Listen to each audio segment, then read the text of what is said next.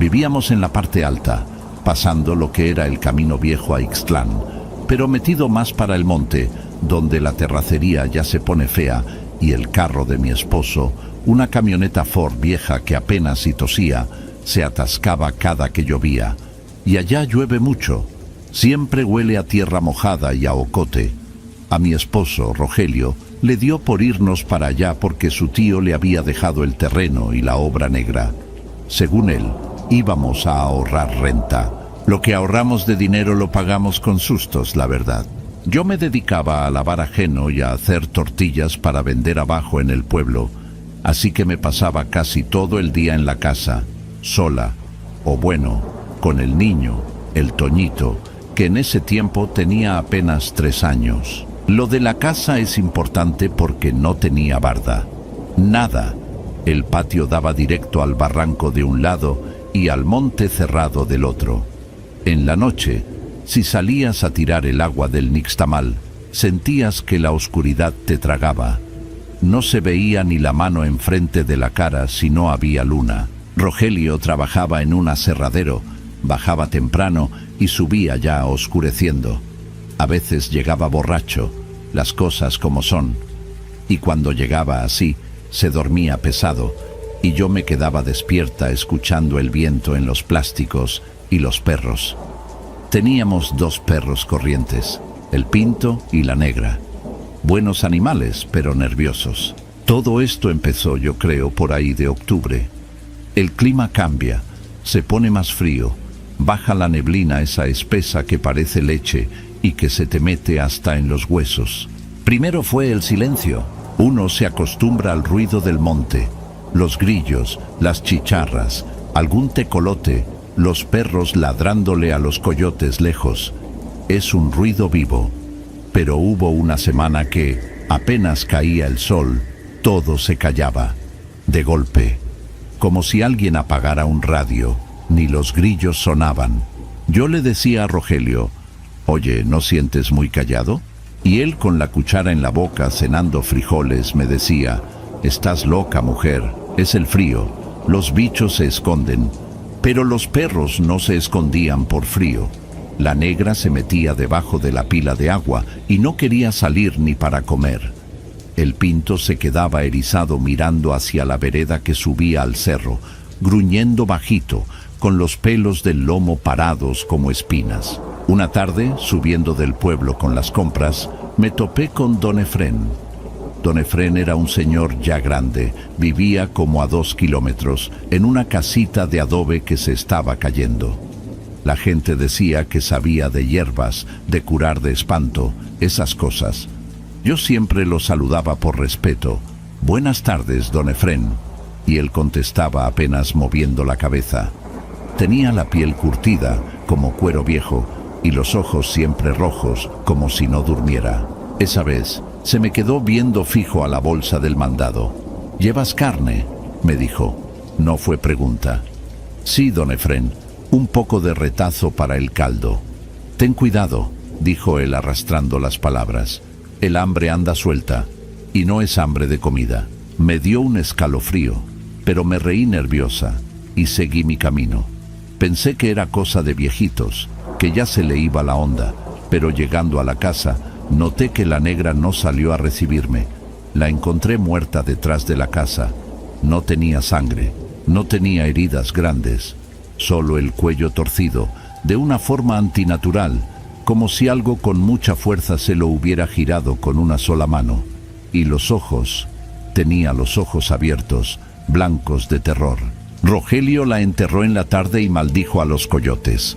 Dijo que iba a poner veneno. Yo no le dije nada de lo de don Efrén porque se iba a enojar. Iba a decir que ando creyendo en chismes de viejos brujos. Pero esa noche cerré la puerta con doble tranca y puse una silla atorando la manija. Pasaron unos días. La sensación de que nos miraban era pesada. Yo salía a tender la ropa y sentía la mirada en la nuca.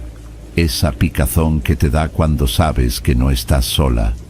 Miraba al monte, entre los pinos y los encinos, y a veces me parecía ver sombras que se movían, pero no como animales. Se movían paradas, o agachadas, pero como hombres escondiéndose. El pinto ya no ladraba, se la pasaba echado a mis pies cuando yo torteaba, temblando. Fue un martes. Lo recuerdo porque los martes Rogelio llegaba más tarde porque pasaba a ver a su mamá. Empezó a llover. Una lluvia tupida, de esas que no hacen escándalo pero mojan todo. Se fue la luz, cosa común en la sierra. Prendí unas veladoras. Estaba dándole de cenar al Toñito cuando escuché un golpe en el techo. No fue una rama. Las ramas rasguñan o golpean seco. Esto fue un golpe pesado, blando, como si alguien hubiera tirado un costal de carne allá arriba. El techo era de lámina de asbesto. Crujió. Me quedé quieta, con la cuchara en el aire. El niño me miró y se puso a llorar bajito. «Shh, cállate», le dije, tapándole la boca. Mi corazón iba a 1000. Se escucharon pasos. Arriba. No eran pasos de botas. Sonaba clac, clac, clac, como pezuñas, pero pesadas, de algo que pesaba lo que pesa un hombre grande. Caminaba despacio de un lado a otro, justo encima de donde estábamos. El pinto se orinó ahí mismo, en la cocina. Ni siquiera gruñó. Se arrastró hasta meterse debajo de la estufa. Yo agarré el machete que Rogelio dejaba detrás de la puerta. Mis manos sudaban frío. Los pasos se detuvieron justo encima de la puerta. Hubo un silencio largo, solo la lluvia cayendo, y luego un resoplido, fuerte, animal, pero venía de garganta humana. Un resoplido húmedo, vibrante. Bajaron. Escuché cómo algo se descolgaba por la pared de madera, raspando las tablas con uñas largas. Cayó al lodo del patio con un plof mojado. Yo recé todo lo que me sabía. Me abracé al niño y me pegué a la esquina más alejada de la puerta. Algo rascó la madera. Despacio. Ras, ras, ras. Y luego una voz, o lo que parecía una voz. Ah, brrr. No era humano. Sonaba como si un chivo intentara hablar, con la lengua gorda, con las cuerdas vocales equivocadas. Tengo frío. Me tapé los oídos. El niño lloraba a gritos. De repente, escuché el motor de la camioneta de Rogelio subiendo la cuesta. Las luces iluminaron las ventanas, pasando por los plásticos. Afuera se escuchó un grito, un alarido horrible, mitad balido, mitad hombre gritando de dolor. Y luego, el sonido de algo rompiendo ramas, corriendo hacia el barranco a una velocidad imposible. Rogelio entró pálido con la llave de cruz en la mano. «¿Qué fue eso?», me gritó. Vi algo saltar la cerca. Era enorme. Esa noche no dormimos. Rogelio cargó la escopeta vieja de su abuelo y se sentó en la puerta. Yo me quedé con el niño en la cama, vestida, lista para correr. Lo peor vino al amanecer. Cuando empieza a aclarar, el cielo se pone de un azul grisáceo y la neblina baja más. Escuchamos quejidos. Venían de cerca del río, abajo en la cañada que colindaba con nuestro terreno. Eran quejidos de hombre. «Ayuda, ayúdenme». Era una voz débil, quebrada. Rogelio se levantó. «Voy a ver», dijo. «No vayas», le rogué. «Es eso, es lo que estaba anoche. Es una persona, Ana. Suena como si estuviera herido. Capaz se cayó algún borracho al barranco». No pude detenerlo. Agarró la escopeta y la lámpara y salió. Yo fui detrás de él, con el machete. No iba a dejarlo solo. Bajamos por la vereda, resbalando en el lodo. El frío calaba. Entre más bajábamos, más fuerte se oía el lamento. Y también se oía otra cosa, un sonido húmedo, como de huesos tronando y piel estirándose. Llegamos a la orilla del río, donde hay unas piedras grandes y un remanso de agua. Ahí estaba. No voy a olvidar esa imagen nunca. A veces cierro los ojos y la veo, clarita, como si fuera una foto. Había un hombre tirado en la arena, medio metido en el agua. Estaba desnudo, pero no estaba bien. De la cintura para arriba era un hombre. Tenía la piel morena, pálida por el frío, cubierta de rasguños y lodo. El pelo lo tenía largo y enmarañado. Pero las piernas, Dios mío, las piernas. Las rodillas estaban dobladas hacia atrás, como las de los animales. La piel de las pantorrillas era oscura, gruesa, llena de pelo negro y duro. Y los pies no eran pies, eran pezuñas. Pezuñas negras, grandes, partidas. Pero lo peor no eran las patas. Era la transición. La parte donde la piel humana se convertía en animal no era suave, estaba viva. La carne estaba roja, inflamada. Se veía como la piel se estiraba, como si estuviera hirviendo. Se escuchaba cric, crack. Los huesos de su cadera se estaban moviendo, reacomodando. El hombre estaba boca abajo. Al escuchar nuestros pasos intentó girarse. Cuando nos vio gritó. Su cara era la de don Efrén, pero estaba deforme. La mandíbula estaba dislocada, colgando más abajo de lo normal, y le habían brotado dientes nuevos, dientes chatos y amarillos, empujando a los dientes humanos que caían de su boca con sangre. La nariz estaba aplastada, ancha, vibrando. Los ojos eran lo único que quedaba de él. Unos ojos llenos de un terror infinito, de una desesperación que no cabe en este mundo. Efrén, susurró Rogelio bajando la escopeta, temblando como una hoja. La cosa, el hombre, don Efrén, nos miró y extendió una mano.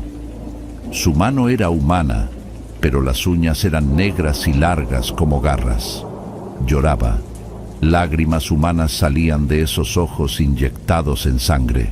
«No, alcancé», dijo. Su voz era un gorgoteo sanguinolento. «No, alcancé a regresar». El sol empezó a despuntar sobre los cerros. El primer rayo de luz tocó la copa de los pinos. En cuanto la luz tocó el valle, el cuerpo de don Efrén se convulsionó. Fue horrible. Su espalda se arqueó hasta que pensé que se partiría. Se escuchó un crujido seco, como una rama gruesa rompiéndose, y su columna se quebró. Empezó a vomitar una bilis negra, espesa. La transformación se detuvo, pero no se revirtió. Se quedó ahí, atrapado a la mitad. Ni hombre ni bestia. Una abominación a medio hacer. Nos quedamos parados, sin saber qué hacer. No podíamos tocarlo. El olor era insoportable. Olía a azufre, a carne podrida y a almizcle de chivo, pero concentrado. Don Efrén dejó de moverse poco a poco. Su respiración se hizo lenta, rasposa, hasta que soltó un último suspiro que sonó como un balido triste. Y se murió. Se murió con los ojos abiertos, mirando al sol que no le dio tiempo de salvarlo. Rogelio vomitó ahí mismo. Yo me tuve que sentar en una piedra porque las piernas no me daban. No llamamos a la policía. ¿Qué les íbamos a decir? ¿Que encontramos a un nahual a medio transformar? Nos hubieran encerrado a nosotros. Tampoco lo llevamos al panteón. Rogelio fue por palas y gasolina. Cavamos un hoyo ahí mismo, cerca del río, pero profundo, muy profundo. Tuvimos que empujarlo con palos para que cayera al agujero, porque nadie quería tocar esa piel. Al tacto con el palo se sentía caliente, hirviendo, aunque ya estaba muerto. Le echamos gasolina y le prendimos fuego. Tardó horas en quemarse. La grasa de la parte animal hacía que el fuego ardiera azul y con un humo negro que no se iba con el viento. Cuando solo quedaron cenizas y huesos deformes, tapamos el hoyo y pusimos piedras encima, muchas piedras grandes, de río. Nos mudamos a la semana siguiente. Dejamos la casa, el terreno, todo. Nos fuimos a vivir a la capital, a un cuartito rentado donde se oyen los carros y los vecinos peleando, y donde hay luz mercurial toda la noche. Rogelio nunca habla de eso. Se volvió más callado, bebe más, pero yo Yo a veces sueño con eso, y lo que me da miedo no es lo que vimos. Lo que me da miedo es que don Efrén dijo, no alcancé a regresar. Eso significa que iba y venía, que lo hacía seguido. Y si él lo hacía, ¿cuántos más hay? Hace poco fuimos al pueblo a visitar a mi suegra por su cumpleaños. Nos quedamos una noche. Me levanté al baño en la madrugada y miré por la ventana hacia el cerro. A lo lejos, cerca del río, vi una luz pequeña, como de una fogata, y escuché, traído por el viento, ese sonido, clac, clac, clac. No me quedé a averiguar. Desperté a Rogelio y nos regresamos esa misma madrugada. Dicen que en la sierra la gente desaparece. Dicen que se los lleva el narco o que se van al norte. Pero yo sé que a veces, simplemente, no alcanzan a regresar antes del amanecer y se quedan ahí, atrapados, esperando en la oscuridad a que alguien los encuentre o a que alguien se acerque lo suficiente para terminar lo que el sol interrumpió.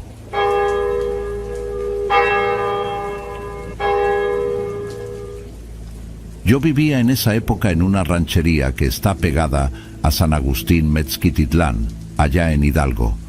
No era propiamente el centro del pueblo, sino más hacia las orillas, donde el pavimento se acababa y empezaba la terracería que subía hacia los cerros. En ese tiempo, hablo de hace unos 15 o 16 años, mi marido, el Beto, se había ido al norte. Se fue con un primo suyo a buscar trabajo en la construcción en Texas y pues yo me quedé sola con mi hija mayor, que apenas tenía unos 4 años y embarazada del segundo. Para no estar sola en la casa, que estaba medio alejada, me pasaba casi todo el día en casa de mi mamá. Ella vivía como a unos 20 minutos caminando, cruzando una zona de milpas y unos terrenos baldíos que en ese entonces nadie había cercado. Mi rutina era siempre la misma. Me levantaba, le daba de desayunar a la niña, lavaba algo de ropa y me iba caminando despacio hasta donde mi mamá para ayudarle a hacer gorditas de horno, que era lo que ella vendía. Ahí nos pasábamos el día, entre la masa, el comal y el chisme de las vecinas que llegaban a comprar. A mi mamá nunca le gustó que me regresara tarde. Siempre me decía, hija, vete antes de que caiga el sol. Ya ves que luego los borrachos se ponen pesados en el camino. Y yo le hacía caso, casi siempre. Pero ese día, un martes me acuerdo bien, porque era día de tianguis en el pueblo vecino y habíamos tenido mucha venta. Se nos hizo tarde limpiando los cazos y acomodando la leña para el día siguiente. Total que cuando agarré a mi niña, que ya estaba dormida, y me la eché al rebozo en la espalda, ya eran pasadas las 9 de la noche. Ahora, 9 de la noche en la ciudad no es nada, pero allá, en el camino de terracería que conecta las casas, sin alumbrado público, con pura luz de la luna y las estrellas si tienes suerte, es boca de lobo. No se ve ni madres. Mi mamá me quiso insistir que me quedara, pero yo soy necia. Tenía mis animales en la casa, unas gallinas y un perro corriente que tenía que amarrar, y aparte había dejado ropa tendida, y con la humedad de la noche se me iba a apestar. Así que le dije que no, que me iba rápido, que traía lámpara. Agarré mi lámpara de pilas, de esas grandotas amarillas que pesaban un horror, y empecé a caminar. El camino, como les digo, es pura tierra y piedra. A los lados hay cercas de piedra bola, de esa piedra encimada nada más, y detrás de las cercas puro milpar. El maíz estaba alto en esa época, ya casi para la cosecha, así que las hojas hacían un ruido constante con el viento, ese shhh seco que a veces te hace pensar que alguien viene caminando entre los surcos. Al principio todo iba normal. Iba yo pensando en que tenía que comprar gas al día siguiente y en que el Beto no había llamado en 2 semanas. Cosas de la vida, preocupaciones normales. Mi niña iba bien dormida, pesada en mi espalda, y su calorcito me daba confianza. Pero cuando llegué a la parte más baja del camino, donde hay un vado que se inunda cuando llueve fuerte, sentí que el aire cambió. No sé cómo explicarlo sin que suene a cuento de espantos, pero el aire se puso quieto. Dejó de soplar el viento. Las hojas del maíz, que venían haciendo ruido todo el camino, se callaron de golpe. Hasta los grillos, que en el campo son un escándalo, se apagaron. Se hizo un silencio de esos que te zumban en los oídos, como cuando se te baja la presión.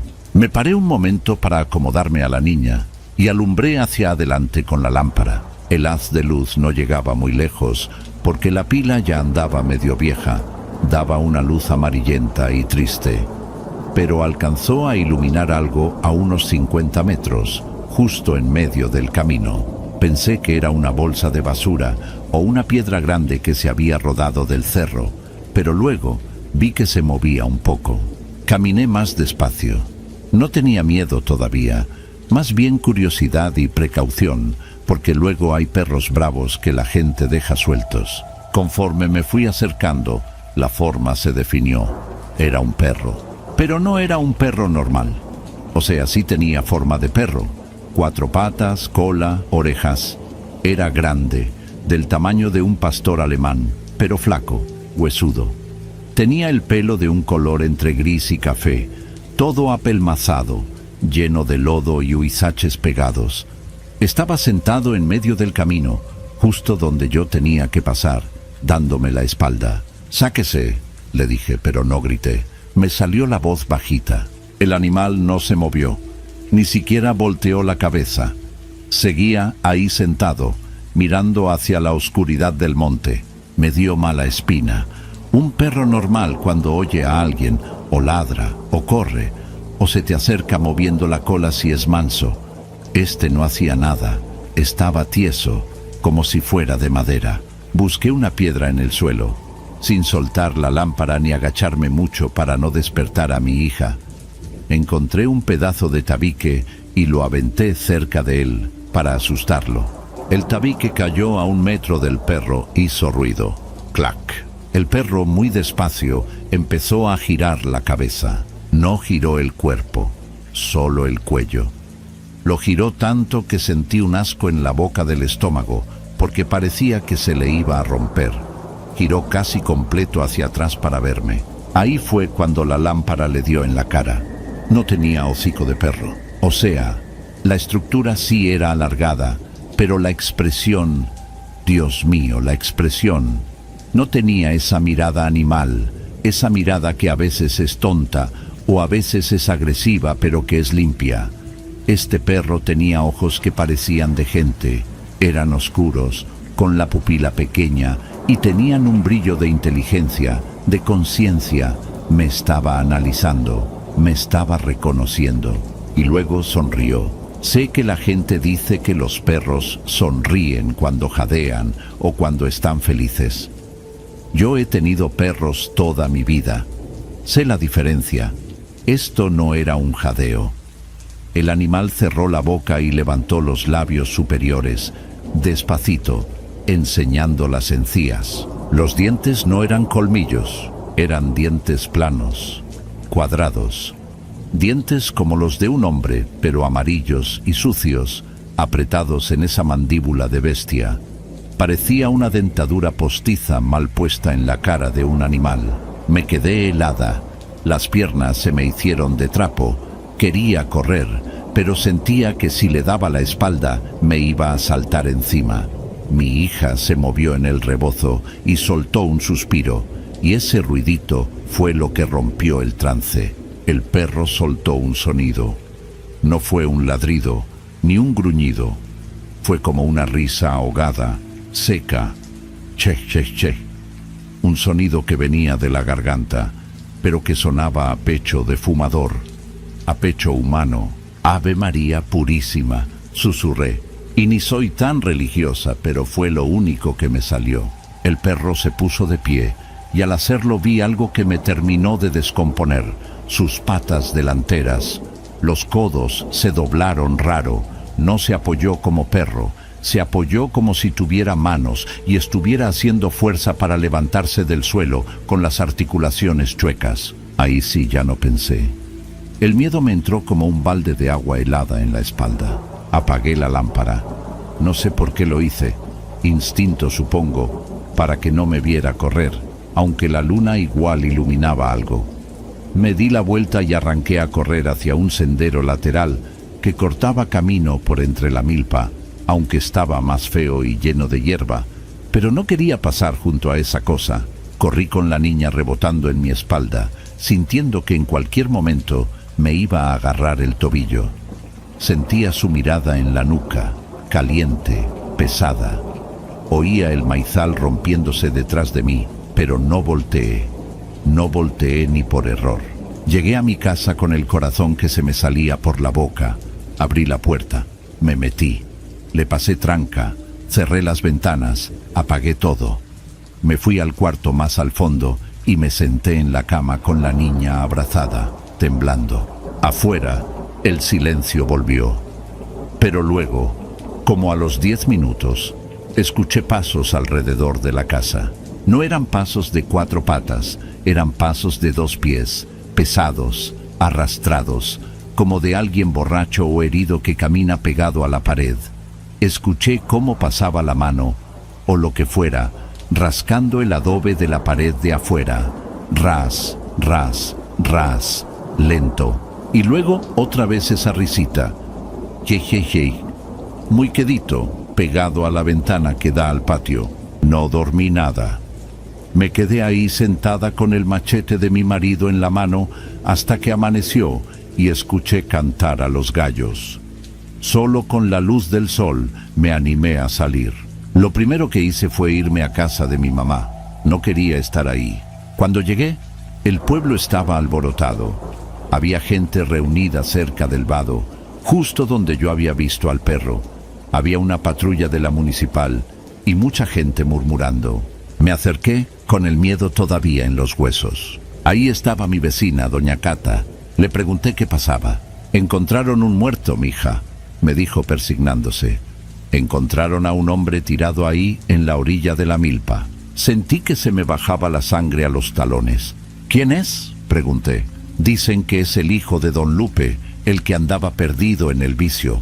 Pero... ¡ay no, mija!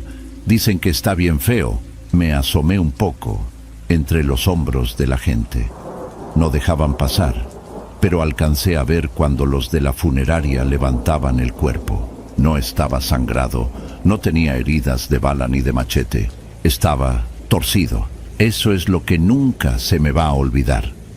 El cuerpo estaba desnudo, sucio de lodo, pero los brazos y las piernas estaban doblados en ángulos imposibles, como si alguien hubiera agarrado un muñeco de trapo y lo hubiera exprimido. Las rodillas estaban dobladas hacia atrás, los codos pegados al pecho de forma antinatural.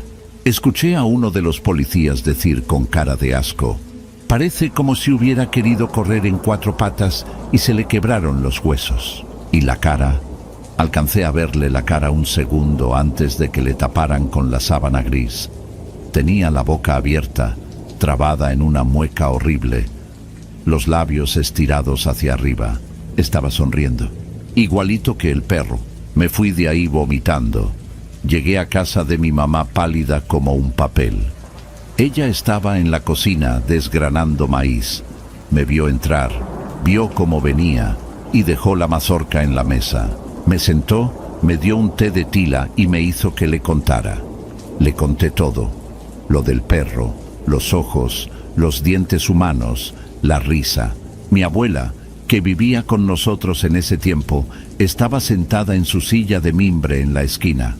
Ella casi nunca hablaba, ya estaba muy grande, tenía como 90 años y a veces se le iba la onda. Pero mientras yo hablaba, ella dejó de tejer. Se quedó mirando al fuego del fogón, con esa mirada perdida que tienen los viejos que han visto demasiado. Cuando terminé de contar, hubo un silencio largo en la cocina. Solo se oía la leña tronando. Mi mamá se persignó y no dijo nada. Pero mi abuela, sin voltear a vernos, murmuró con su voz rasposa: ese nahual ya no recuerda qué es. Yo le pregunté qué quería decir. Ella volteó muy despacio, igual que el perro de la noche anterior, y me dijo: se quedó a la mitad, hija. Se le olvidó cómo volver a ser hombre y el animal se lo tragó. Pero el hombre no se quiso ir, por eso sufren, por eso buscan gente.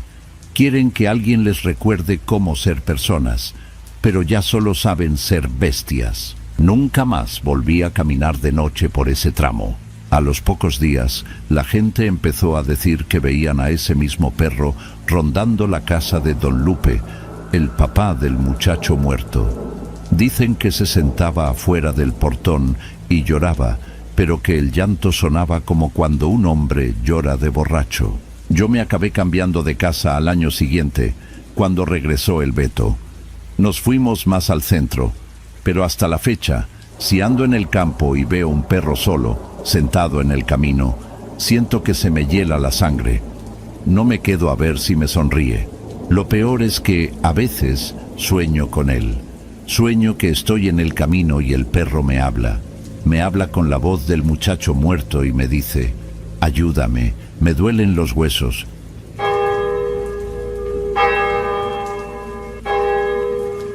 Yo siempre he vivido aquí en la zona de Casitas, bajando un poco más hacia lo que es la Costa Esmeralda, pero no en la zona turística donde están los hoteles bonitos y las palapas arregladas para los de la capital.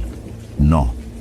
Yo vivo, o vivía, más pegado a la zona del estero, donde el mar se empieza a meter y se mezcla con el agua dulce, ahí donde el manglar se pone espeso, y si no conoces te pierdes o te comen los moscos. Mi papá nos dejó un terreno ahí, una casa de material pero con el techo de lámina que cuando pegan los nortes parece que se va a descascarar todo. Y pues ahí crecimos mis hermanos y yo. La vida ahí es tranquila, o sea, es lenta. Uno se acostumbra al calor, ese calor pegajoso que no se te quita ni bañándote 3 veces al día. Te acostumbras a tener la piel siempre salada, a que la ropa se te eche a perder por la humedad, a que los aparatos eléctricos no duren nada. Yo en ese tiempo no tenía un trabajo fijo, le hacía a todo. A veces me iba con los pescadores a jalar las redes cuando era temporada de sierra o de peto.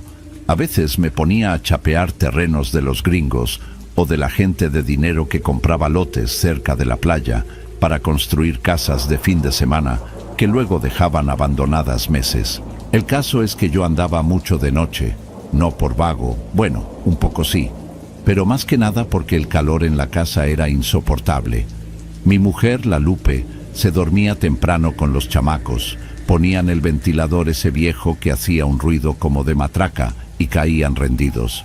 Pero yo no, yo sufro de insomnio desde hace años, así que me salía al patio, me prendía un cigarro y me quedaba ahí, viendo la nada, oyendo los grillos y el ruido del mar que se oye cerquita, retumbando. A veces, cuando la luna estaba clara, me bajaba caminando hasta la playa.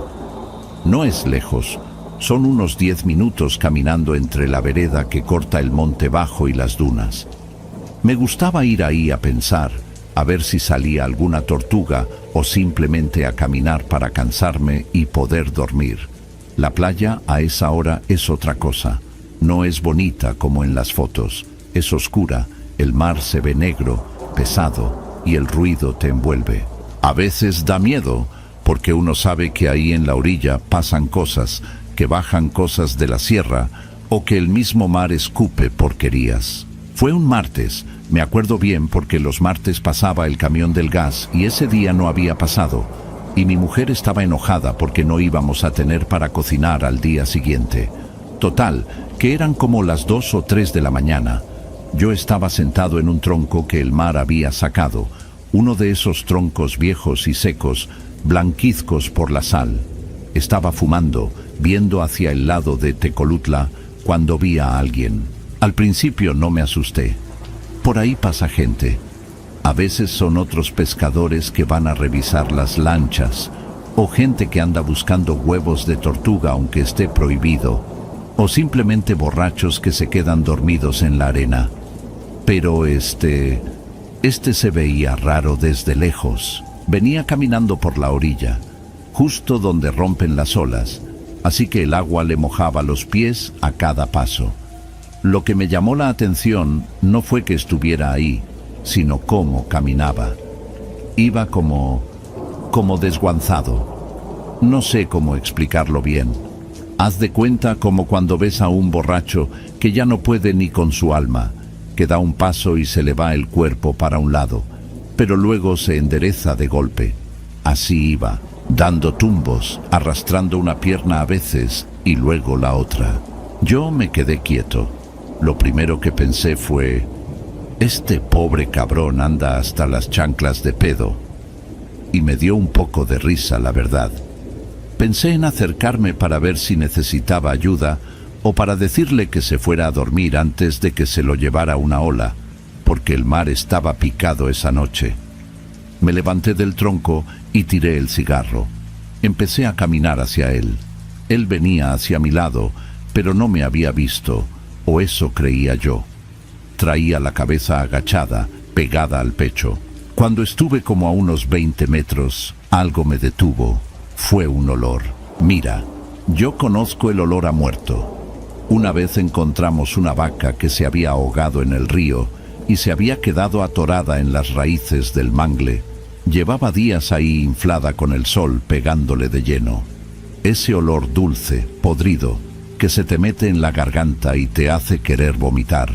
Bueno, pues olía a eso, pero mezclado con algo más, como a cuero curtido, como a esos químicos que usan para tratar las pieles, pero rancio. El viento venía del mar hacia la tierra, así que el olor me pegó antes de que pudiera ver bien los detalles. Me tapé la nariz con la playera y pensé: ¿qué carajos trae este tipo? Entonces él se detuvo, se quedó quieto, con el agua dándole en los tobillos. Levantó la cabeza despacito y me miró. Ahí fue cuando sentí el frío. No el fresco de la brisa, sino ese frío que te entra por la espina dorsal cuando tu cuerpo sabe que estás en peligro antes de que tu cerebro lo entienda. La luz de la luna no era muy fuerte. Había nubes pasando rápido, pero justo en ese momento se despejó un poco y le pegó de lleno. Lo que vi... Mira, te lo juro por mi madrecita que ya falleció, lo que vi no tenía sentido. Parecía un hombre, sí. Tenía 2 brazos, 2 piernas, una cabeza, pero la ropa... no traía ropa encima, estaba desnudo. Pero la piel le quedaba grande. No me refiero a que fuera un viejo arrugado con la piel colgada por la edad. No. Imagínate que te pones un traje de buzo que es 3 tallas más grande que tú, y que ese traje está mojado y pesado. Así se le veía la piel. Le hacía bolsas en los codos, en las rodillas. En el pecho la piel le colgaba como si fuera una cortina mal puesta. Se le hacían pliegues horribles. Y el color era pálido, grisáceo, como la panza de un pescado que lleva mucho tiempo fuera del agua. Yo me quedé paralizado. ¡Oiga!, le grité, pero me salió la voz chillona, como de miedo. ¿Está bien? El tipo hizo un ruido, no habló. Hizo un ruido como de gárgaras, un gruñido húmedo, como si tuviera la garganta llena de agua o de flemas, y dio un paso hacia mí. Al moverse, vi algo que me hizo retroceder 2 pasos de golpe. Cuando movió el cuello para verme mejor, la piel del cuello se estiró de una forma antinatural, pero no se estiró pareja.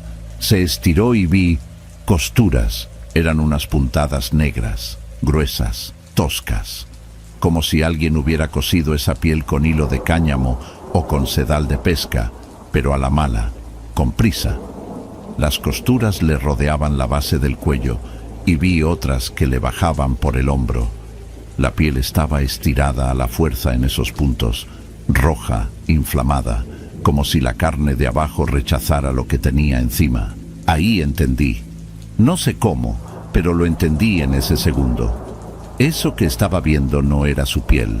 Llevaba puesta la piel de alguien más. Me dio un asco tan cabrón que casi vomito ahí mismo. Pero el miedo me ganó. El tipo, o la cosa esa, se dio cuenta de que yo ya lo había visto bien. Cambió la postura. Ya no estaba encorvado como borracho. Se tensó. y al tensarse vi como algo se movía debajo de esa piel floja. No eran músculos humanos. Lo que se movió debajo de la piel de la espalda eran picos o huesos que no deberían estar ahí.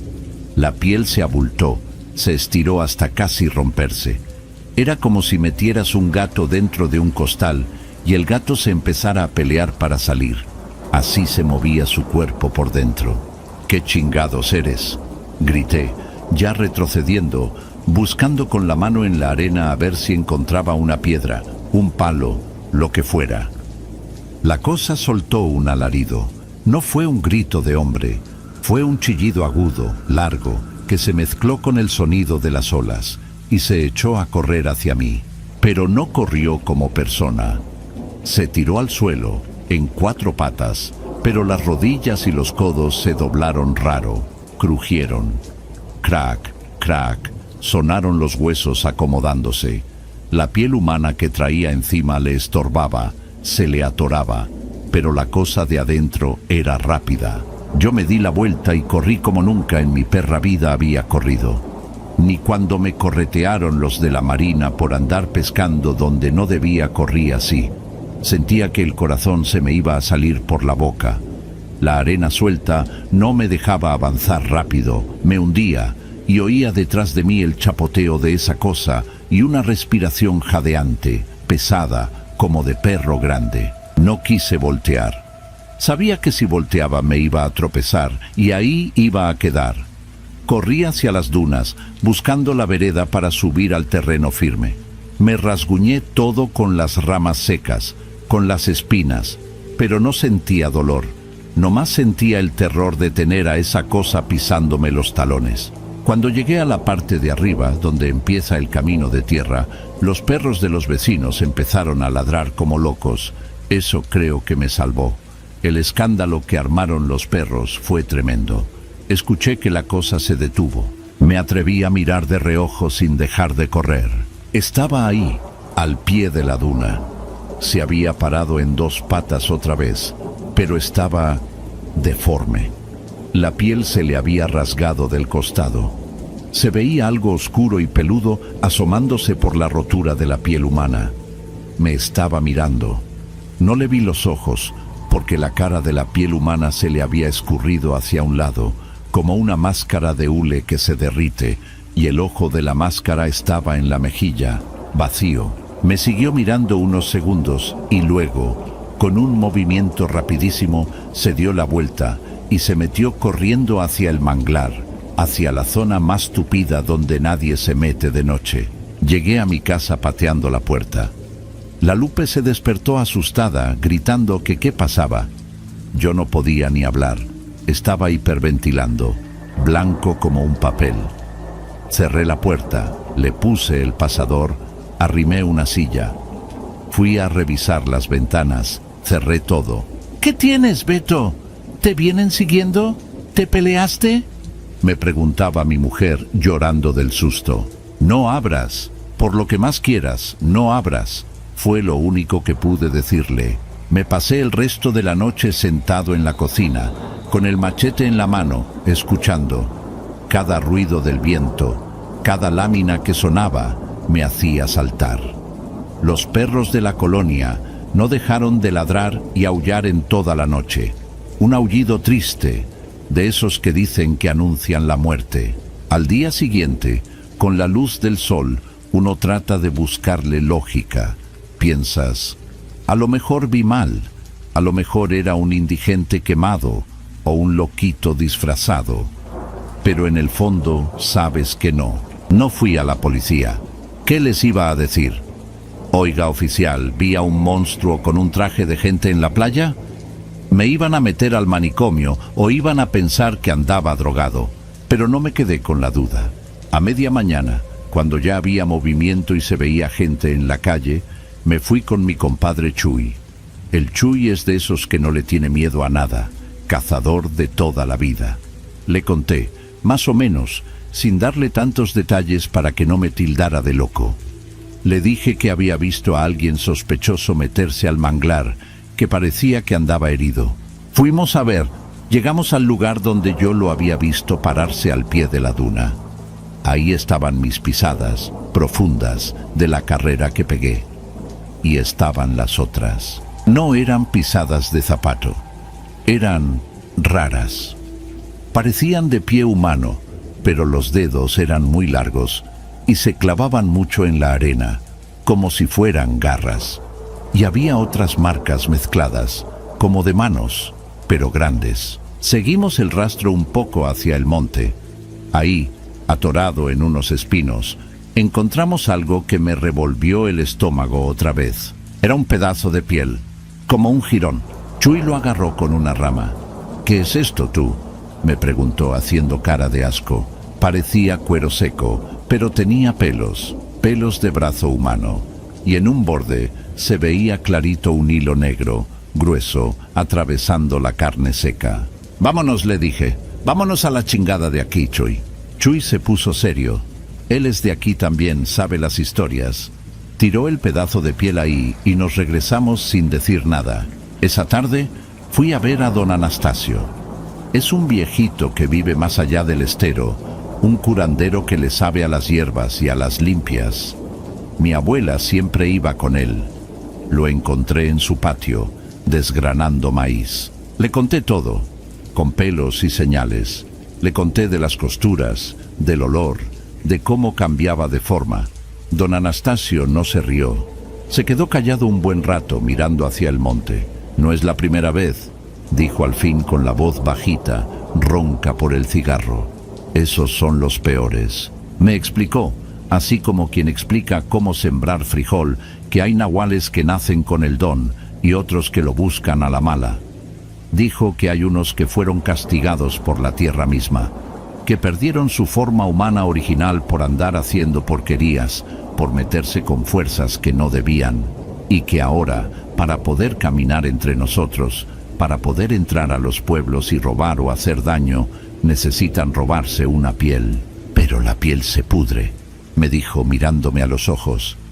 «No les dura, por eso se la tienen que coser, por eso andan buscando siempre. La piel ajena los rechaza». Me dijo que tuviera cuidado, que esa cosa ya me había visto, que sabía que yo sabía. «Pon sal en las ventanas, y si oyes que te rasguñan la puerta, no salgas ni aunque oigas la voz de tu madre pidiendo ayuda». Pasaron unas semanas. Yo no volví a bajar a la playa de noche, ni loco. Vendí la lancha vieja que tenía porque no quería tener excusas para ir al mar a esas horas. Conseguí trabajo de velador en una bodega, lejos de la costa, en el pueblo. Pero la cosa es que aquí en los pueblos chicos todo se sabe, o al menos se rumorea. Como al mes de que me pasó eso, desapareció un muchacho de la otra colonia. Un chavo joven, sano, que le gustaba ir a pescar de noche. Dijeron que a lo mejor se había ahogado, que se lo había tragado el mar. Nunca encontraron el cuerpo. La familia lo buscó, pusieron fotos, ya sabes, lo de siempre. Un día venía yo regresando de la chamba en la bicicleta. Pasé por el parque del pueblo. Había un grupo de señores sentados en una banca, platicando. Me llamó la atención uno de espalda. Llevaba una camisa de manga larga, abotonada hasta arriba, y un sombrero calado hasta las cejas, a pesar del calorón que hacía. Algo en su postura se me hizo familiar. Estaba tieso. Cuando pasé cerca, el tipo giró la cabeza para ver quién pasaba. No era el mismo hombre que vi en la playa. Este era más joven, más robusto, pero cuando me vio, vi sus ojos. Tenían esa mirada muerta, fija, y en el cuello, justo donde terminaba el cuello de la camisa y empezaba la oreja, alcancé a ver algo. Un hilo negro, una costura burda, hinchada, asomándose apenas. El tipo me sonrió. Una sonrisa chueca, como si los músculos de la cara no le obedecieran bien. La piel de la mejilla se le veía un poco suelta. Pedaleé tan rápido que casi rompo la cadena de la bici. No le dije a nadie.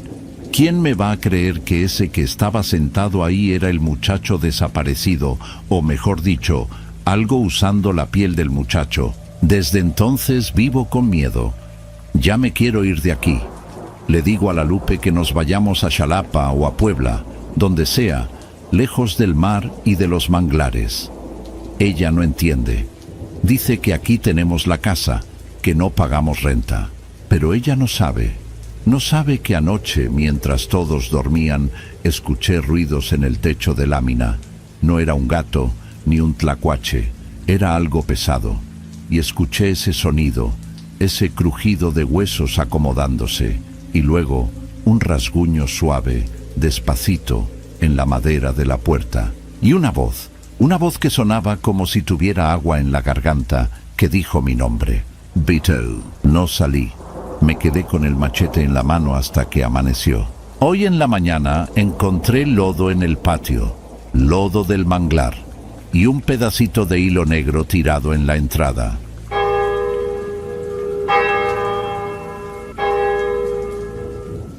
Yo vivía en ese entonces allá por el rumbo de San Felipe del Progreso, tirándole más para los lados de donde el Estado de México se empieza a poner feo, puro monte y carreteras que nomás tienen baches y cruces de gente que se mató en curva. No éramos gente de dinero, para nada. Mi papá trabajaba en una bloquera haciendo tabiques todo el santo día, y mi mamá vendía quesadillas los fines de semana en la carretera. Yo tenía 20 años. Estaba en esa edad pendeja donde uno cree que se las sabe todas, que el mundo es chiquito y que nada te puede tocar. Estudiaba la prepa abierta porque me habían corrido de la oficial por andar de desmadroso, y mis tardes eran eso, no hacer nada.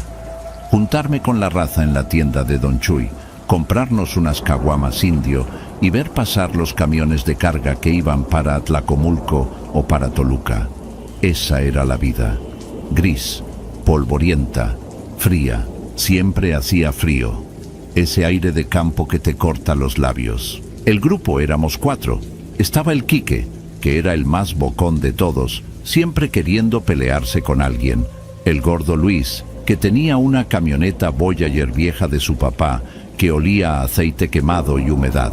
La Sofi, que andaba quedando con el Quique, y pues a todo le decía que sí nomás para tenerlo contento. Y yo. El cerro del que te quiero hablar no tiene nombre en los mapas. Bueno, seguro sí tiene algún nombre técnico de topografía, pero para nosotros siempre fue el Cerro Pelón o el Cerro de las Ánimas, dependiendo de a qué viejito le preguntaras. Quedaba como a media hora de camino de terracería saliendo del pueblo. Era un cerro feo, la verdad, no de esos bonitos con pinos verdes y pasto para ir de día de campo. No. Este tenía encinos chaparros, mucha piedra volcánica, de esa negra que te raspa las manos si te caes, y un pasto amarillo, seco, que parecía pelo de muerto. Mi abuela, que en paz descanse, vivía con nosotros. Ella era de las que todavía hablaban mazahua a veces, cuando no quería que le entendiéramos. Ella fue la primera que me dijo lo de los nahuales. Pero no como te lo cuentan en la tele o en las películas gringas, que son hombres lobo mamados y violentos. No. Una tarde que estaba yo limpiando mis botas, porque iba a salir con estos güeyes, mi abuela se me quedó viendo. Tenía los ojos bien nublados ya, cataratas creo. Me dijo: Beto, no vayas para el monte hoy. Voy aquí al centro, abue, nomás a dar la vuelta. Le mentí, aunque ni sabía a dónde íbamos a ir. Al monte no, insistió ella, con esa voz rasposa. Arriba hay cosas que ya no son de Dios. Hay gente que quiso ser animal y se les olvidó cómo regresar. Y ahora no se mueren. Se les olvidó morirse. Me dio risa. La neta me dio risa en ese momento. Pensé, pinche abuela y sus cuentos de antes. Le dije que sí, que no se preocupara, y me salí. Esa noche estábamos en la Voyager del Gordo, estacionados atrás de la iglesia inconclusa, tomando. Ya llevábamos varias y el Quique andaba necio. Ya me aburrí de este pueblo bicicletero, decía, golpeando el volante aunque él no iba manejando. Siempre lo mismo. Pues, ¿qué quieres hacer, güey? No hay varo para irnos al cine a Toluca, dijo el gordo. Vamos al cerro, soltó el Quique de la nada. Sophie se rió nerviosa. No mames, Quique, ¿a qué? Está bien oscuro y hace un chingo de frío. A ver qué hay. Dicen que ahí espantan, ¿no? Que los brujos suben. A ver si es cierto. A ver si nos topamos un pinche nahual y le partimos su madre. Lo dijo así, con esa prepotencia de borracho. Yo sentí como una punzada en la panza, acordándome de mi abuela, pero no dije nada para no parecer miedoso. En ese grupo, si demostrabas miedo, te traían de bajada un mes entero. Cámara, dije yo, haciéndome el valiente. Pero hay que llevar las lámparas y algo de trago, porque si no, qué hueva. Manejamos hasta donde la terracería se acababa y se convertía en pura brecha de animales. Ahí dejamos la camioneta. El gordo le puso el bastón de seguridad al volante, como si alguien fuera a subir a robársela en medio de la nada. Bajamos. El frío pegó de golpe. No era frío normal, era de ese que se siente húmedo, que se te mete por debajo de la chamarra. Estaba nublado. No se veían ni las estrellas, pura negrura, y la silueta del cerro recortada contra el cielo, un poquito menos negro, por las luces de la ciudad a lo lejos. Empezamos a subir. Al principio íbamos echando desmadre, riéndonos, pateando piedras.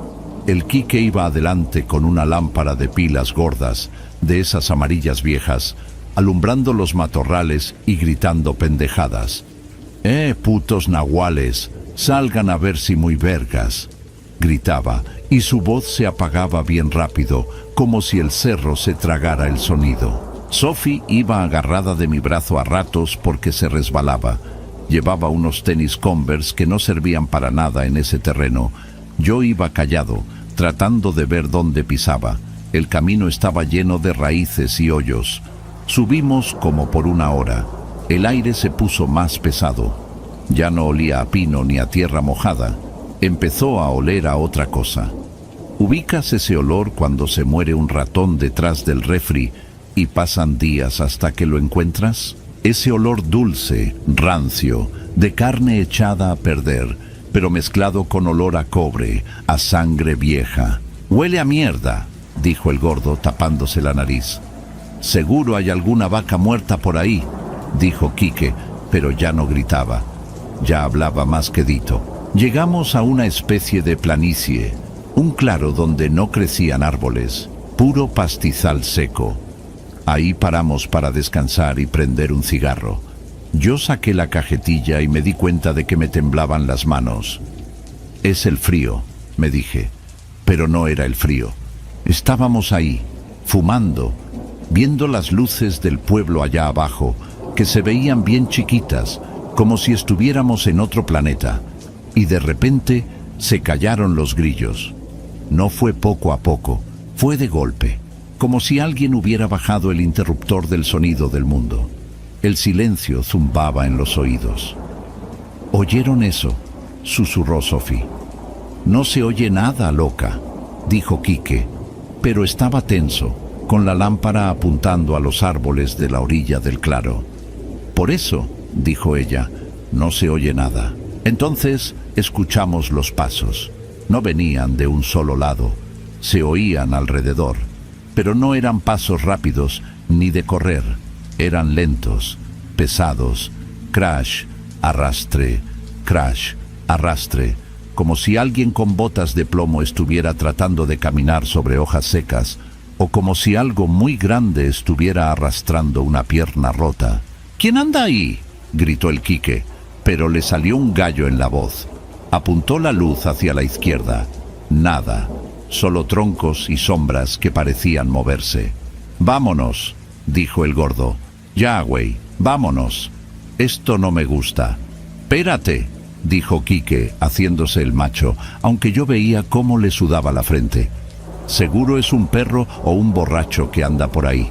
El sonido se acercó, y no era uno, eran varios, 3 o 4 quizás.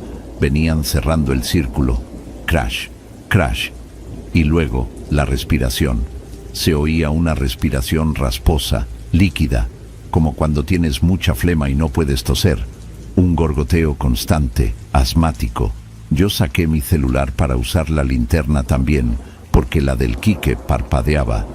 Alumbré hacia los arbustos más cercanos, a unos 10 metros. Y ahí vi al primero. Te juro por mi Madre Santa que lo que vi no tenía sentido. Mi cabeza tardó unos segundos en procesar la imagen porque no encajaba con nada. Era una cosa. Estaba de pie, en 2 patas, pero no estaba derecho. Tenía la columna doblada en un ángulo imposible, como una joroba picuda. La piel era gris, pegada al hueso, llena de llagas y parches de pelo hirsuto, negro y duro. Pero lo peor era la cara. No era un hocico de lobo, no era un monstruo, era la cara de un viejo, pero estirada, como si la piel de la cara le quedara chica al cráneo. Tenía los ojos hundidos, negros, sin brillo, y la boca abierta colgando, babeando un hilo negro. Estaba desnudo, pero no tenía genitales, o no se le veían, era como una muñeca de carne mal hecha.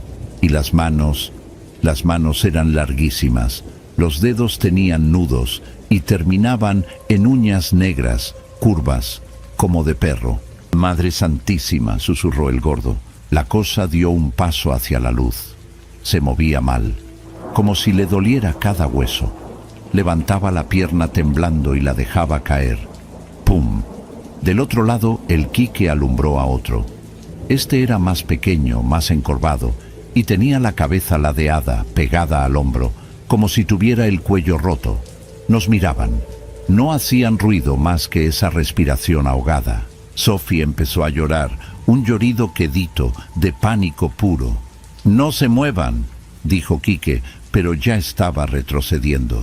Entonces, el que yo estaba alumbrando, el de la joroba, abrió más la boca. Se le tronó la mandíbula, clac, y habló. No fue un gruñido, fue una voz humana pero seca, como papel arrugándose, como si viniera del fondo de un pozo seco. Antes éramos personas. Las palabras salieron lentas, arrastradas. Se me heló la sangre, sentí que me orinaba encima. Literalmente sentí el calor en la entrepierna del miedo. «Ayúdanos a recordar», dijo el otro, el del cuello roto. Su voz era más aguda, como un chillido. «¡Corran!», gritó el Quique, y fue el error. El Quique aventó la lámpara hacia la cosa jorobada y salió corriendo hacia la bajada. Sophie gritó y corrió tras él. Yo me quedé paralizado un segundo, viendo cómo la cosa esa no se inmutó con el golpe de la lámpara. Solo giró la cabeza lentamente hacia donde corrieron mis amigos. El gordo me jaló de la chamarra. «Beto, vámonos a la verga». Corrimos. Pero no por donde habíamos subido, porque las cosas esas estaban cerrando el paso.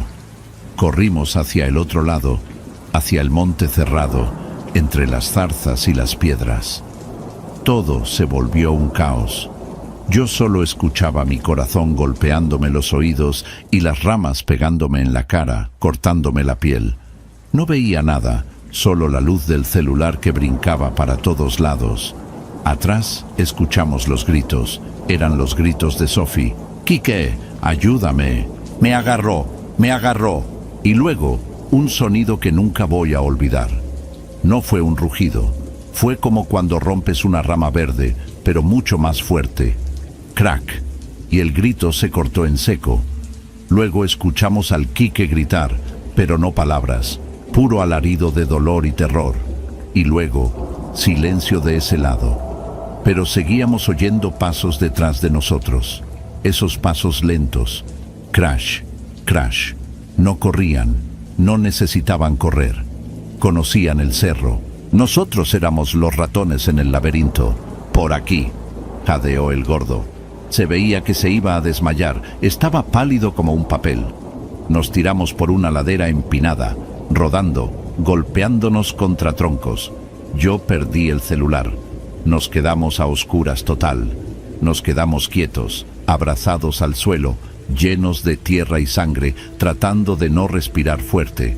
El olor llegó primero, ese olor a podrido. Pasaron cerca. Escuché sus pies arrastrarse a 1 metro de mi cabeza. Escuché sus voces hablando entre ellos, pero ya no se entendía. Eran murmullos, quejidos. Parecía que discutían o que rezaban. Duele, todo duele, decía uno. Carne, tibia, decía otro. Se alejaron hacia donde habíamos dejado a los otros. Estuvimos ahí tirados horas, literalmente horas. El frío nos estaba matando, pero el miedo nos tenía engarrotados. El gordo estaba llorando en silencio, temblando violentamente. Cuando empezó a clarear, cuando el cielo se puso gris en vez de negro, nos levantamos. Caminamos como zombis hacia abajo. Tardamos 3 horas en encontrar la camioneta. Nadie habló. Llegamos al pueblo y fuimos directo a la comandancia. ¿Pero qué les íbamos a decir? ¿Unos monstruos se comieron a nuestros amigos? Dijimos que nos asaltaron, que unos tipos armados en el cerro nos salieron y se llevaron a Quique y a Sofi, y nosotros corrimos. La policía subió, los papás de ellos subieron, encontraron la ropa, encontraron un zapato de Sofi y la chamarra del Quique, desgarrada. Había sangre, mucha sangre seca en las piedras, pero nunca encontraron los cuerpos. La versión oficial fue que los narcos los levantaron, que seguro vieron algo que no debían, un plantío o una casa de seguridad, y los desaparecieron. En México eso es lo normal, ¿no? Es más fácil creer en sicarios que en nahuales, pero yo sé lo que vi, el gordo Luis. Él no aguantó. A las 2 semanas se puso mal. Empezó a gritar en la noche que lo venían a buscar. Decía que olía a podrido en su cuarto. Sus papás lo llevaron a jurar, con brujos, con psicólogos. Nada, ahora está en una clínica mental en Toluca. Fui a verlo una vez, nomás me miraba y me decía, ¿ya recordaron cómo morir, Beto? ¿O todavía tienen hambre? Ya no volví a ir. Yo trato de hacer mi vida. Trabajo en un taller mecánico ahora. Me casé, tengo una niña. Pero no puedo dormir si no hay luz. Tengo que dejar la televisión prendida o una lámpara en el pasillo, porque a veces, cuando todo está en silencio en la madrugada y el viento sopla de allá del monte, me llega el olor, ese olor a tierra mojada y sangre vieja, y escucho rasguños en la lámina del techo, suaves, lentos, como si alguien con dedos muy largos estuviera tanteando, buscando una entrada. Y lo peor es que, desde mi ventana, se ve el cerro a lo lejos. Y muchas noches, a eso de las 3 de la mañana, se ven foguearías allá arriba.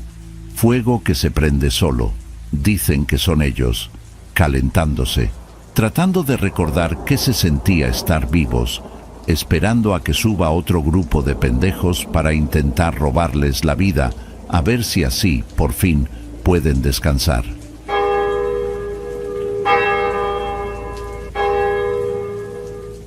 Yo vivo aquí en San Nicolás, pegadito a las faldas del Don Goyo, el volcán. Aquí uno se acostumbra a todo. Se acostumbra a que tiemble la tierra cuando el volcán ronca. Se acostumbra a barrer la ceniza del patio todas las mañanas como si fuera nieve gris, y se acostumbra al frío ese que baja del monte cuando cae el sol. Es una vida tranquila, la verdad. O lo era. Yo me dedico a la nuez de Castilla y al maíz, como casi todos por acá. Mi mujer se llamaba Lucía. Llevábamos casados casi 20 años. No tuvimos chamacos. Al principio eso nos dolía. La casa se sentía muy grande, puro silencio, pero con los años uno se hace a la idea. Teníamos los perros, el oso y la canela, y con eso nos bastaba. La Lucía era una mujer de pocas palabras, seca, pero buena, trabajadora. Tenía un detalle, cojeaba de la pierna izquierda. De chiquilla se cayó de un duraznero y el hueso soldó mal, así que uno siempre sabía dónde andaba ella por el ruido. Paso, arrastra, ese ritmo era la música de mi casa. Todo pasó hace como 2 meses, cuando empezaron las lluvias fuertes.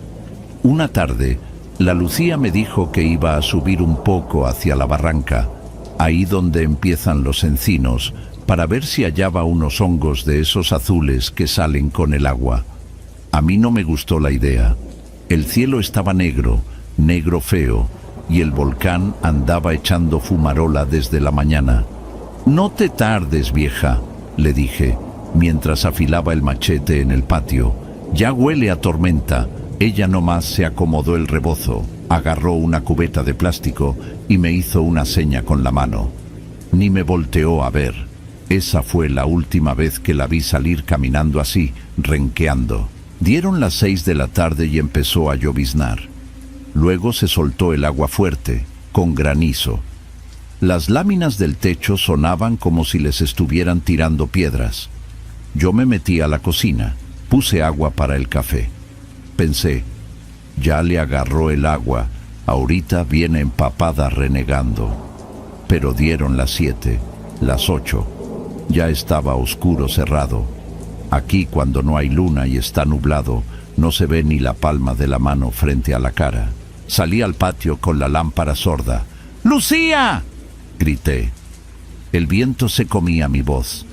Los perros estaban echados debajo del tractor, chillando bajito. ¡Lucía! Nada. Me puse las botas de hule, agarré el impermeable y le dije al oso que viniera conmigo. El perro es bravo, cruza de pastor, pero esa noche no quería salir. Tuve que jalarlo del collar. Subimos por la vereda que ella siempre tomaba. El lodo estaba resbaloso, un jabón.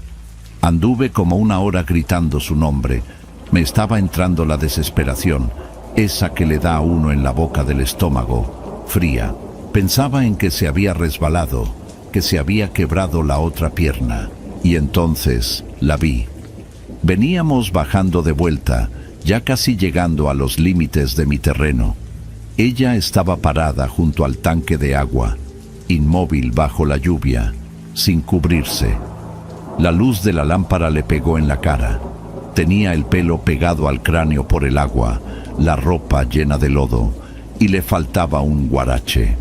«¡Por el amor de Dios, mujer!», le grité corriendo hacia ella. «Me tenías con el alma en un hilo. ¿Qué te pasó?». Ella no se movió, ni siquiera tembló por el frío, y eso que estaba helando. Cuando llegué junto a ella, la agarré de los hombros. Estaba fría, pero no fría de lluvia, fría como la piedra del metate. «Me perdí», dijo. Su voz sonó rara, bajita, como si tuviera tierra en la garganta. «Vámonos para adentro, te vas a enfermar», le dije. La abracé para llevarla a la casa. En ese momento, el oso, que venía conmigo, se frenó en seco a 3 metros. Se le pararon los pelos del lomo y soltó un gruñido feo, de esos que le salen de las tripas. «¡Oso, cállate!», le grité. El perro no me hizo caso. Dio media vuelta y salió corriendo hacia el monte, aullando como si le hubieran pegado. Nunca había hecho eso. Entramos a la casa. Ella se fue directo al cuarto sin decir nada. Yo me quedé en la cocina calentando caldo de pollo que teníamos. Estaba enojado, asustado y confundido. Cuando ella salió del cuarto, ya se había cambiado. Traía un vestido de flores que usaba para ir a misa los domingos. Se sentó a la mesa. Le serví el plato. «Come, te va a hacer bien». Ella agarró la cuchara, se la llevó a la boca. Comió, pero comió mecánico. Cuchara, boca, tragar. Cuchara, boca, tragar. Sin soplarle, y eso que el caldo estaba hirviendo. La miré bien a los ojos. Eran sus ojos, color café oscuro, pero le faltaba algo. Era como ver una foto de ella, no a ella. «¿Te duele la pierna?», le pregunté. Ella paró la cuchara en el aire. Se quedó quieta un momento, como pensando la respuesta. «No», dijo. «Qué raro, con esta humedad siempre te duele». «Ya no duele», dijo tajante, y siguió comiendo. Esa noche nos acostamos. Yo no podía dormir. Escuchaba la lluvia afuera. y escuchaba el silencio adentro. Lucía roncaba un poquito siempre. Esa noche, nada, ni un suspiro. Me giré para abrazarla. Su piel seguía fría y olía raro. No olía a jabón ni a leña, que es a lo que siempre olía ella. Olía a humedad, a tierra mojada, a hojas podridas. Y muy al fondo, un olorcito como a cobre, como a sangre seca. Pensé que tal vez se había cortado en el monte y no me había dicho. Lucía, susurré. Ella estaba boca arriba, con los ojos abiertos mirando al techo oscuro. Los cerró rápido cuando le hablé. Duérmete, me dijo. Los días siguientes fueron extraños. No pasaba nada de terror, nada de gritos. Eran detalles, cosas que no encajaban. Primero, el caminar. Se me olvidó el sonido. El paso arrastra. Ahora ella andaba por la casa flotando. No hacía ruido. A veces yo estaba lavando los trastes y de repente ella estaba parada detrás de mí, sin que yo la hubiera oído llegar. Me pegaba unos sustos de muerte. ¡Ay, carajo!, le decía yo. Haz ruido, mujer. Ella nomás me miraba, inclinaba un poquito la cabeza, como los pájaros, y se iba. Luego fue la comida. La Lucía tenía buena sazón, pero desde que volvió, la comida no sabía a nada. Hacía frijoles y se le olvidaba la sal, o hacía tortillas y las dejaba crudas del centro. Un día le dije, «Oye, esto está crudo». Ella agarró la tortilla de mi mano, se la metió a la boca y se la comió así, masa cruda. «Nutre igual», dijo, pero lo peor eran los animales. La Canela, la otra perra, no quería entrar a la casa. Si la Lucía salía al patio, la perra se metía debajo de la leña y temblaba. Las gallinas dejaron de poner huevos y el oso no regresó. Lo busqué por 2 días y nada. El jueves bajé al pueblo a comprar maíz. Me encontré con doña Chole, la curandera. Es una viejita metiche, pero sabe cosas. Me vio la cara y me dijo, «¿Qué traes, muchacho? Traes una sombra en los ojos». «No sé, doña Chole, es la Lucía. Anda rara desde que se perdió en el monte el martes». La vieja soltó las hierbas que estaba acomodando. ¿El martes? El martes fue día pesado. Dicen que bajaron cosas del cerro. ¿Cosas como qué? Nahuales, mijo. Pero no de los que se convierten en perro para robar gallinas. De los otros. De los que buscan piel. A mí me dio risa nerviosa. «No empiece con cuentos, doña Chole. Mi mujer está enferma. Eso es todo». Del susto. «Cuídate», me dijo, agarrándome la muñeca con su mano huesuda. «Fíjate si los perros la quieren. Fíjate si reza». Regresé a la casa ya tarde. Cuando llegué, la Lucía estaba sentada en el patio a oscuras. Estaba haciendo algo con las manos.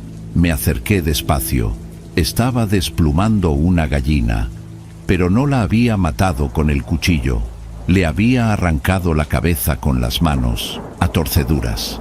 Había sangre en su vestido, en su boca. Lucía. Ella levantó la cara y sonrió. Esa fue la primera vez que sentí el terror de verdad. No era su sonrisa. Tenía demasiados dientes, o los tenía muy grandes. No sé explicarlo. Era una mueca que intentaba copiar una sonrisa, pero se pasaba de la raya. «Hice caldo», dijo. «¿Crudo?», pregunté temblando. «Se cocina adentro», contestó. Me metí corriendo a la casa y tranqué la puerta. Ella se quedó afuera. No golpeó, no gritó. Escuché sus pasos en el techo. Caminaba por las láminas. Despacito. Clang, clang, clang. Pero caminaba en 2 pies. Me encerré en el cuarto. Saqué la escopeta vieja que tenía mi papá debajo de la cama. La cargué con los cartuchos oxidados que tenía. No dormí nada. Toda la noche escuché cómo ella, o eso, rasguñaba las paredes de adobe por fuera. Suavemente, rasca, rasca, rasca, como probando la textura. Al amanecer, silencio. Salí con la escopeta en la mano. Ella estaba en la cocina, haciendo tortillas. La cocina estaba impecable. No había sangre. La gallina no estaba. Me vio entrar con el arma y ni se inmutó. «Siéntate», dijo. «El café está listo». «¿Quién eres tú?», le pregunté. La voz me temblaba tanto que casi no se entendía. Ella se limpió las manos en el delantal. «Soy Lucía, tu esposa». «No es cierto». Lucía cojeaba. «Tú no cojeas». Ella se quedó quieta, miró sus pies. Luego me miró a mí, y enfrente de mis ojos escuché un tronido. «Crec». Su pierna izquierda se dobló un poco hacia adentro, antinatural. Ella dio un paso, cojeando. «¿Así?», preguntó. Su cara no tenía expresión, pero sus ojos estaban fijos en los míos, clavados. «Ya aprendí. ¿Ves? Ya me sale». «Lárgate», grité apuntándole. «No me quiero ir», dijo ella, y su voz cambió. Se hizo más grave, gutural, como si dos personas hablaran al mismo tiempo. «Aquí hay calor, hay comida, tú me cuidas. Me gusta ser Lucía». En ese momento vi por la ventana que llegaba una camioneta de la policía municipal, y atrás venía mi compadre Beto en su troca. Sentí un alivio que casi me tumba. Salí corriendo al patio sin bajar la escopeta. «Beto, Beto, ayúdame». El Beto se bajó de la troca. Venía pálido, con la cara descompuesta. Los policías se bajaron detrás, con cara de pena. «Compadre», dijo el Beto, quitándose el sombrero. «Compadre, tenemos que hablar». «No hay tiempo», le grité. esa mujer no es Lucía, está adentro». El Beto me miró como si yo estuviera loco. Luego miró a los policías. «Compadre, cálmese», dijo, poniendo una mano en mi hombro. «Venimos del barranco del Tecolote. Unos leñadores encontraron un cuerpo hoy en la mañana». Me quedé helado. «¿Qué?». «Es la Lucía, compadre. Se cayó feo. Lleva días ahí. Los animales bueno, ya sabe. Está irreconocible, pero reconocimos el rebozo y el guarache». El mundo se me detuvo. Dejé caer la escopeta. «Pero si ella está aquí», susurré. «Está en la cocina». Me hizo café. Me di la vuelta despacio, mirando hacia la puerta abierta de la casa oscura. Los policías sacaron sus armas, contagiados por mi miedo.